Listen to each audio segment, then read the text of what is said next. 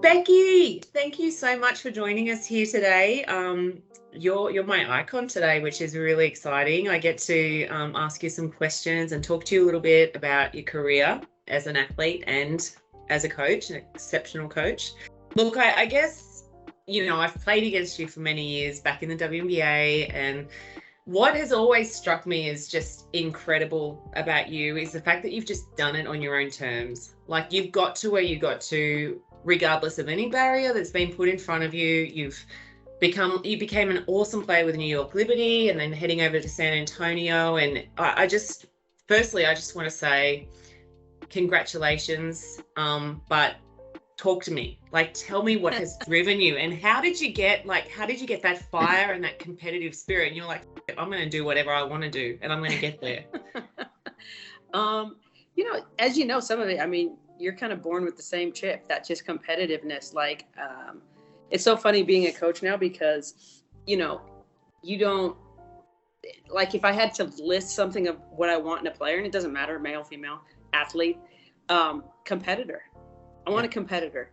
I'll take more competitiveness over a little bit more talent, because at the end of the day, there's so many talented people that are sitting on couches or, not getting up and being the best that they could be. And so for me, my whole journey, obviously, I don't look like a basketball player. I'm not tall. I got mistaken for the water girl so many times walking through airports. It's like, no, I play too, but I think the resilience piece, the competitiveness, like, kind of just always been an outsider, Lauren. I've kind of been the person not picked. I went to a private school and switched over to public school. So, girls already kind of had their friendships formed. Like, I've always just kind of been on the outside looking in. And when it's that way, with whether it's in basketball or in life or politics, whatever it is, you either have a choice to sit there and stay on the outside or find a way in. And so my whole journey has just been about finding a way. Yeah, right. That's awesome. So I guess, like, talk about when you were you weren't drafted into the WNBA, but then you became, like, all I know is I was fighting for MVPs with you for a good chunk of my career. Which you always won. Yeah, but I also was, 3 feet taller than you, and, but like, as a point guard, you were just so incredible, and, like, that resilience piece, you've just basically torn down every single barrier that's been put in front of you, and you've gone and done it regardless. And I think that, to me, is just one of the most special things about you. What advice would you give to other women who, can't follow the traditional path? Like, they haven't been selected for teams, they haven't got opportunities, they haven't been able to, upskill or get the coaching gig that they wanted, things like that. What sort of advice would you give them? I would just say stay the course. Like, your journey is specific and individual to you. And there's nothing that you're going through in any moment, good or bad, but especially the bad, that you're not going to be using later on in life. And I think what I'm most grateful for is probably, like, the hard stuff, the torn Achilles, the not being picked on, Team USA, or, like, all the stuff that didn't go right for me. I can see now, looking back on it, that, wow, like, I needed to go through that experience because I needed to grow in a certain way, or that changed me as a person in a certain way. And so you start putting all these kind of, like, little pieces, these chess pieces together, and then you look back and it's like, wow, like, it really had to happen that way.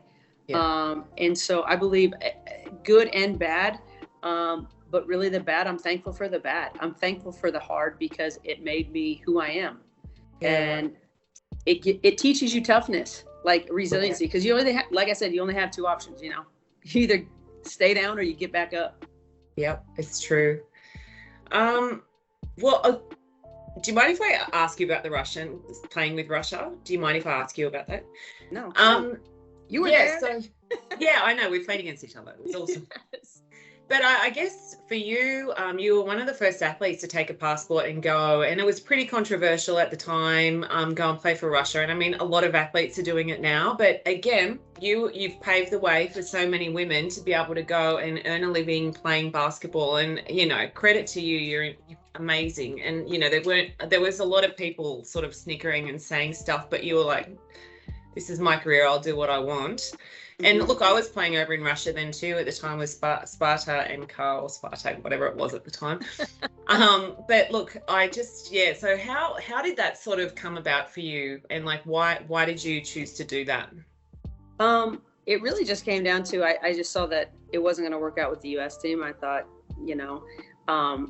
actually with me and you in the MVP race, like that was 2007. So 2008, we're going into Beijing, and Team USA is just not even giving me a sniff. And it was like, okay. Yeah, like MVP contender. Yeah. Okay. I'll go another route. And, I think the thing that probably made me the most upset is how kind of ugly it got, because it didn't have to. All either side had to say, and especially from their side, like, look, Becky's a great player, but we're going in another direction, and just leave it there. Like, it got into this whole patriotism and like, I'm a traitor, this and that. It's like, dude, we're playing basketball. I can either be like, doing hot dogs on the grill and watching you guys play, or I can go over there and compete. Like, yeah. And I think at the end of the day, you just have to do what's right for you. And whether you do it all right, Lauren, or you do it all wrong, somebody's always going to have something to say. And so you really have to get to the point where, like, you don't care. Like, I don't care if you like me, you don't like me. Like, I got to be me. And it's either you with it or you're not. And so at the end of the day, that's what I did. I just made the choice that was best for me. That was it. Yep. Fair enough. That was good. Well, like I said, a lot of women now are doing exactly what you did, and you paved the way in that respect and given people other pathways and other opportunities. So, again, icon. Male champions have changed. I guess because you went into coaching over in the NBA, and we're going to get to your coaching in a second, but just more importantly, how important have male allies been for you in your journey, and where you've gotten to, particularly in coaching, as opposed to women? Yeah. Well, it's funny because it comes down to the human being, because there's been women that have not been allies. Yeah. Even though they're women, there's been men that have been great allies, and there's others that haven't. I think initially I'll just go back to my greatest ally has probably been my dad and my brother. I was a little tomboy running around playing hoops with my brother all the time.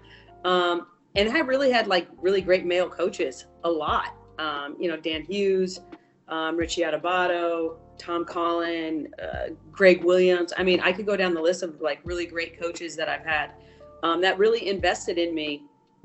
So fast forward into coaching, and I got the best coach in the history of basketball saying, hey, I'll invest in you. I'll invest time. I want to develop your coaching skill. I see something in you. And that it's to have somebody, come alongside you and see something special in you is really, it's a confidence booster. It's like some things that you think are just so normal because it's just you being you, but other people find it special because maybe they don't have it. And then, I refer to if Henry Ford came along and I was into cars back in the 30s and 40s and was like, hey, I'm going to teach you about the Model T. I'll be like, heck yeah, I'm going into it. And so when he asked me to come on, and he's really an ally on so many fronts for so many people, whether that's, equality, just human rights, whatever it might be. He's been an ally in so many things, but he's just a guy that really invested so much time and energy and hours into developing me as a coach. And so I love that man. I'll be forever indebted to Pop. Yeah.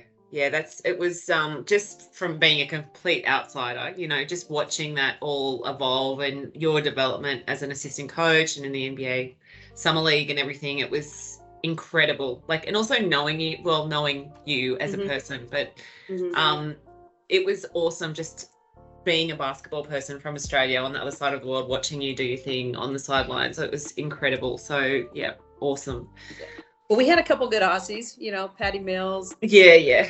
Doc was on our team last year. He's with Phoenix this year. So Matt Nelson is an assistant coach now. There's Aussies y'all are just spraying the world with talent. So we got to get you from down under and bring you out to the rest of the world so we can all enjoy your talents. Oh, but we're fun people too. That's the main thing. The funnest and the toughest. The toughest. Like, I've never met a soft Australian. Like, they're tough. Just they exist. They do? Exist. I'm sure you know a couple. They exist. I don't know any. They haven't made it to the other side of the pond from what I've seen. That's funny. All right, we might move over to coaching anyway, just because you are a coach now. But so many, I guess, in Australia, there's this misconception that basketball, like male basketballers are different to female basketball, like different plays are run, you run different sets, defenses, things like that. Is that true? Like, as much as you know how coaches, we draw on the board X's and O's, right? As much as there's no genitalia on those X's and O's, there is no difference. The pick and roll schemes are the same. It's all the same. It's so basic and fundamental in how similar it is that it's actually like not boring, but like mundane. It's so similar. Now, granted, about the only thing that the guys do that, and even women, you can still draw like lob plays. You're not going to get a dunk, but other than that, it's stupid how similar it is. It really is. And I think what was fun for me was to this year, going from the men's side to the women's side, was just like trying different things that I saw in the NBA and that I hadn't really seen in the W. So far as like a defense, like junk defense, a triangle in 2, a box in 1, a 3-2, a 2-3, a press or whatever. Like it was just fun to do kind of different things that, not that the women can't, they just haven't been doing it for a while, because those junk defenses have been around forever. But it was kind of fun to bring different things and really open up the floor. And that just is specific to my team. I mean, you guys in Seattle with Stewie and Sue and Julie, you guys always shot a lot of threes anyways, even when you were there. I mean, you guys got them up. And so the game just keeps evolving like that. I think one of the things with you, why you were your size, obviously, but you were kind of the first, you were like a Dirk in a way, for the women's game, like a big that shoots threes, can go in the post, can go to the nail and do ISOs, just hurt you in so many different ways. But now you see the game expanding. Now you got John Paul Jones, Stewie. I mean, so many bigs now are shooting threes, but you were really kind of the first one who it was really part of your game. It wasn't like, oh, I'm going to shoot 1 or 2. Like there'd be games where you were just getting them up. And I think players like yourself really are the people that opened up the game, just like Dirk did for the men. And now you see everybody shooting threes. It doesn't matter. It's positionless. Yeah, it's interesting. I think the game's really evolving like that because everyone's got multiple skill sets and, and especially in the women's game, just watching the season that just went by and then also seeing Asia out here play. Oh my God, like these kids are so talented. It's so awesome. So how exciting that you get to coach them and be a part of that. So yeah, you coached the Las Vegas Aces to their first championship this year and first year head coach in the WNBA, which is, again, I don't think anyone's ever done that. So another barrier broken, just another one. How do you see the women's game changing? I guess we just really touched on it and it's positionless, right?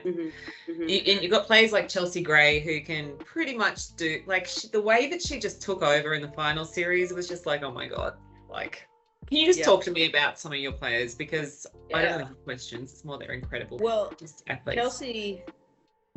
Chelsea is somebody, first of all, she's super cerebral. She really, really thinks the game. She sees the game 2-3 steps ahead. When other people are playing checkers, Chelsea's playing chess. And me and her really identify. We see the game very similarly. But talk about ways that the game is evolving. To have an ISO one-on-one player that you just go and give them the ball. I mean, you watch NBA games, they give the ball to Luka, they give the ball to LeBron. Now we're having more and more, you could give the ball to Jewel, to Stewie, where they could just go get one shot off. For me, I needed a screen. Like, Yeah. these players now, they just need a little space, and Yeah. it's good. And so I think, I look back when I played, and I played obviously a few years before you, but like player for player, these players are more skilled and talented. Yeah. Not that there wasn't elite people in our kind of era. There were, and it would translate. The game would translate. But when you're talking about players, 8 through 12, that quality of player has really evolved for the women's game. I mean, there's just so many good players. I can't wait for the W to expand, because there's so many good players that aren't on teams. Yeah. Let me just go say one more thing about why it's so hard to win in the W. When you have 12 teams, right? And you have that condensed pool of skill and talent. Like, think about if the NBA had 12 teams and all those players that were on those other, 18 teams were all on those teams, and how difficult it would be to win night in and night out. And I'm like, this is one of the hardest leagues to win in the world, because of the dense talent pool. Yeah. You can see it. I mean, every single game, it's just like, God, it's so competitive, and just the talent level is unbelievable. Yeah. It's awesome. Yeah. I mean, there was a time I was watching, Lauren, and I'm like, I grabbed my assistant's leg, like, damn, like, that shit was nice. Yeah, and it's probably the other team as well. Yeah. Sometimes when you're watching like this greatness, like, I'm like, that was one of my things. I was like, one of the best things I can do is just like get out of the way. Just let these girls go play. Let them be who they are. Yeah, it's incredible. It's so exciting to watch. I guess sort of on that too, like, how do you build like rapport with your players? Like, and finding that fine line of friendship, but also, having that respect and everything like that. And is it different with men and women? I will say the coaching, the X's and O's strategies, that's all the same. The psyche and dealing with women is different. I mean, the makeup is different. And I don't like to make broad strokes about genders, really, right? Because I think everybody's very individual, and I've seen super, super meticulous guys who are so detail oriented, where I think it's a broad stroke to say guys don't pay attention to details. Well, some do, or it's a broad stroke to say, every woman is detail oriented.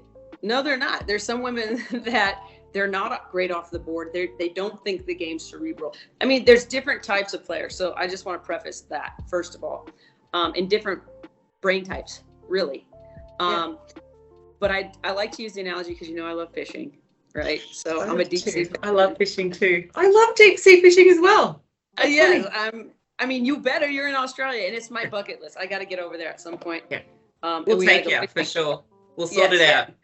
So if you were going to go out in a charter, and there's a group of guys and a group of girls, and you're going out, ask any captain who the best fishermen are, and they'll say the women, because they listen to the strategy of how you got to. It's not just about brute force all the time. The guys don't really listen because they just want to beast this fish, so they get broke off a lot. Their line gets broke off because they just want to beast it, where the women are really listening to the technique, and the guys kind of already think they know. And I think sometimes there's some of that.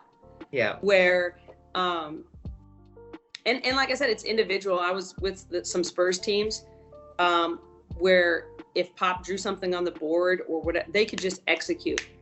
I was on other teams, they struggled to execute off the board. And that's male or female. That doesn't matter. This group, though, that I had this year in Vegas, they were good off the board. Yeah. I could draw something and they were just locked in. And I'm not going to say, like I said, it's hard to say who's better listeners, this and that, but the relationship building piece has been so rewarding for me. Yeah. I've absolutely loved this team. They're so much fun. And luckily we're all super competitive. We find being competitive fun. And so you kind of have a like berry, but really it's just about relationship building and holding people accountable. If Asia doesn't make the right play, she's going to be on film just as much as the 12th man. And I think sometimes coaches are afraid to be honest. And I think at the end of the day, real competitors and real winners crave it. They want it. they need it. And what I'll say about this team is I tried to hold everybody to the same standard. Not equal is not fair, right? Right. So, but everybody was held to the same standard of like, we're going to play the right way. Yeah. Yeah, you could definitely tell that you're a really close-knit team and that you were having a lot of fun and like you're on the same page. I guess the other thing that I've noticed, particularly with the WNBA, like social media and everything, like on other teams, and this has been another thing with you, like you've just been so good at working with your athletes, whereas like other teams are, right, their stuff is getting out there, and it's like, what happened to this like close, tight-knit group, you know, and where teams stick together through thick and thin and keep their tight. Right. At the moment, like there are teams that are not like that, and athletes are able to bag coaches and bag associations and clubs, and it's like, what are you doing? Yeah. Why are you doing that? It's counterproductive. Right. I think it's a culture piece, right? Like you want to create great culture. Yeah. Well, and I'm not saying so-and-so's bad character and this and that. I mean, crap goes down, but I think there is something to be said to a maturity in the sense of like, okay, me and you got a problem. Let's sit down and talk about it. Let's not air each other's like, what we're trying to hurt each other. We're trying to tear each other down. We're trying to make our coach look bad. We're trying to make our teammate look bad. Like, what are we doing? Yeah. And I think when you start to do that and air any dirty laundry, whether it's yours or somebody else's, like you really need to, you need a reality check, dude, because that stuff spreads just like good culture can also spread. And I think the basis for, you know, getting good culture is good character. Like you can't, I always say this, it's like, you got to have good soil. If you don't have good soil to put down roots, you're not going to be very productive. And I think for me, the chemistry piece that we had this year with each other was palpable. I mean, if you walked into our practices, sometimes I'm like, let's get serious. Let's tighten up here a little bit because they're having so much fun all the time. But I am of the mindset of like happy players make better players. Yeah. I want to create an environment that you want to come to work. You want to come to compete and be serious. Like, and I think sometimes fun, right? Fun is like a bad word. And it's like, it doesn't have to be a bad word. Like we all started playing this game and we're still playing a game. At the end of the day, we're not solving world problems, you know, like we're entertainers. We're entertainers. And so I think creating a culture of trust and respect, because it really comes down to respecting each other as well. And I think that starts from the top. Like, I'm going to give you the utmost respect and I demand it back. I'm not going to talk to you in a disrespectful or I'm not going to personally attack you. I'm just not. Like, we can talk and maybe we can have disagreements. And I'm sure we will have disagreements, but there's a way to go about it and a way to say it and a time to say it. And so I think just being really cognitive of those things goes a long ways. And like I said, I try to spend time with them just so they get to know me off the court and they know that I care about them and I believe in them. I mean, I left the NBA because I really believed in this team and I thought there was greatness there and I wanted to be a part of them. And so I jumped ship and came back home. Well, the WNBA is far better off with you in the WNBA, whether it's coaching or playing, whatever. But on that, like, do you think you'll go back to the NBA? I mean, obviously, at some point, we want you there, head coach, like coaching an NBA team. Is that something that you want to do? You know what? It's hard to say. It was a goal. I would say it used to be. I don't know if it really is anymore. If it happens, it happens. I've loved coming back and being a part of this league. There's a camaraderie. There is a sisterhood. And the NBA is a brotherhood. I mean, and when you're trying to get into Big Brother, you know, a lot of times I had a great environment. You know, Pop created a great culture for me to really dive in and be hands-on with the guys and build relationships with those guys and really be able to teach, you know, run scouts, whatever it is. He was a great mentor. And so I don't know if my path leads me back there. Right. I tell people, you're not always in charge of your journey and which direction you're going, but you are in charge of how you walk it. And so whatever position I'm in, whatever opportunity comes, I want to do the best that I can.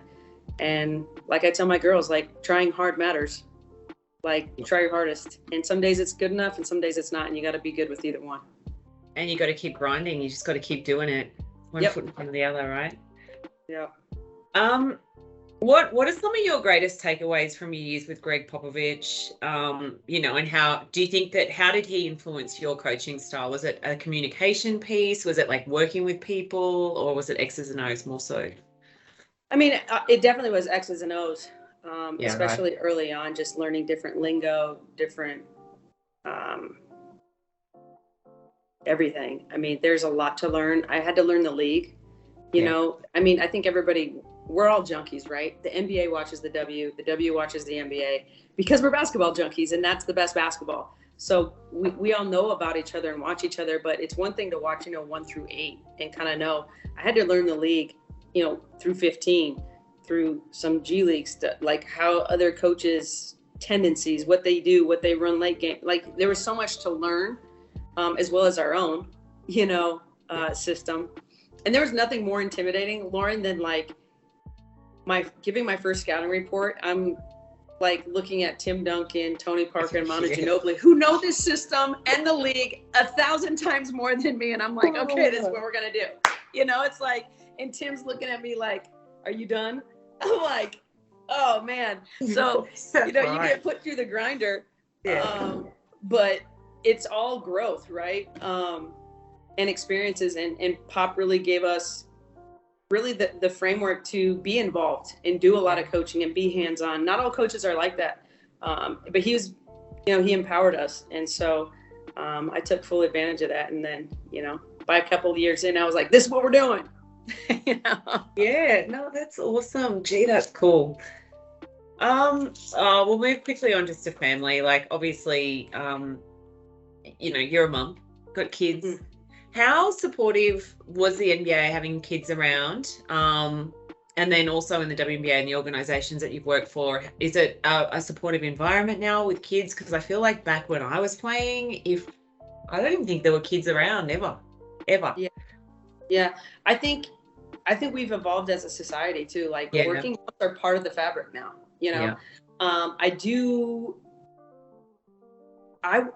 That's part of the reasons why I came back to the W2, is like, I want to be around my kids more, like just the lifestyle, the downtime, I have downtime right now.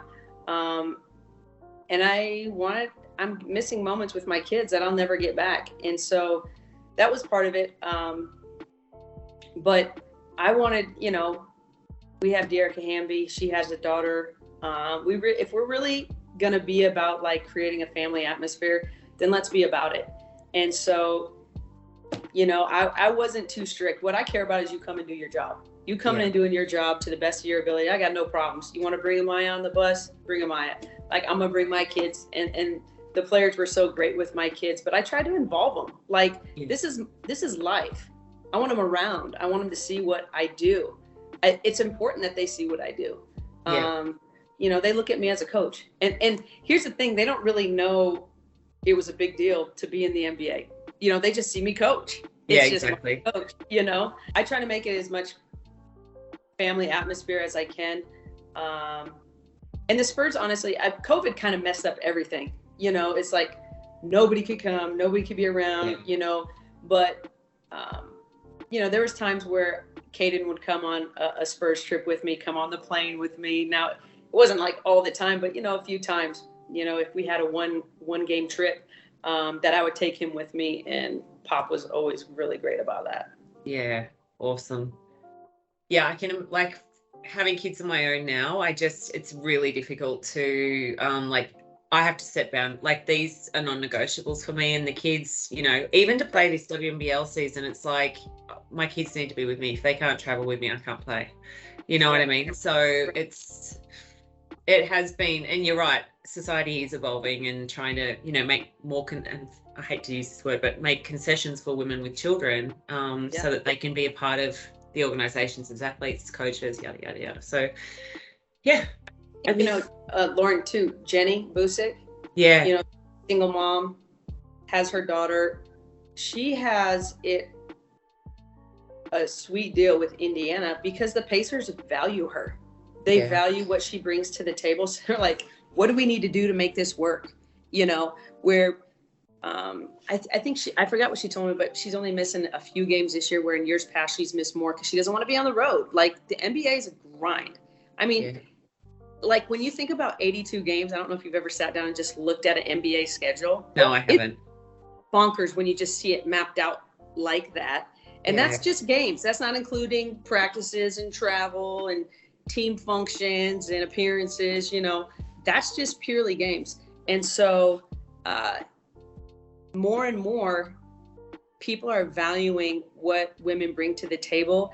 And the whole mom thing, it becomes, not that it becomes in the shadows, but it becomes less of an issue for people that are doing the hiring process. Yeah. As it should. Yeah. Yeah, that's awesome. Yeah. Well, Darla, I think that's all that's all the questions I had for you. But I just really appreciate your time and just your experience. Everything, it's incredible, and just thank you. Yeah, of course. Anytime. Hit me up. Actually, I do have one more question for you. Yeah.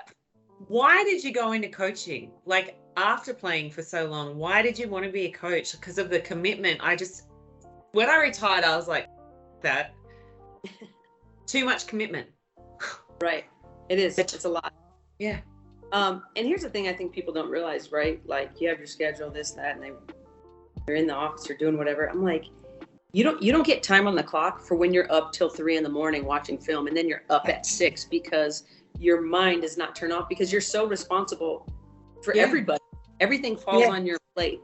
And I think for me, I was kind of dabbling, right? Like, I feel like athletes either go into coaching or TV, right? So I feel like every former athlete, coaching or TV.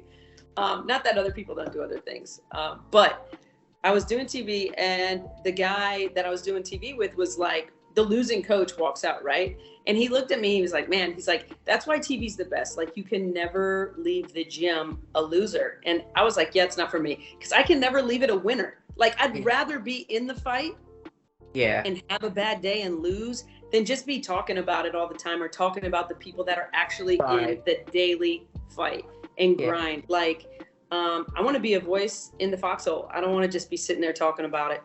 Mm-hmm. But as I'm about ready to do some stuff with ESPN and talk about it.